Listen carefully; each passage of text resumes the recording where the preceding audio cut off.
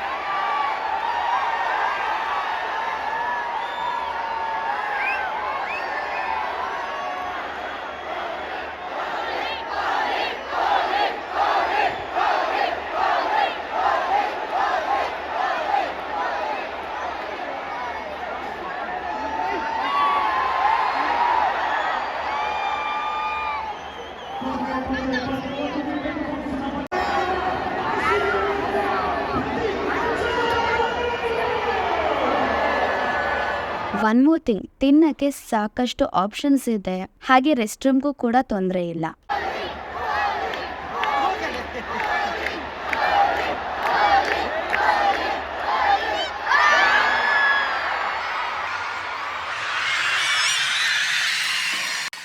Match ಅಂತೂ ಸಕ್ಕತ್ತಾಗಿ ಇತ್ತು. ಟಿವಿಯಲ್ಲಿ ನೋಡೋಕ್ಕೂ ಲೈವಲ್ಲಿ ನೋಡೋಕ್ಕೂ ಸಿಕ್ಕಾಪಟ್ಟೆ ಡಿಫ್ರೆನ್ಸ್ ಇದೆ.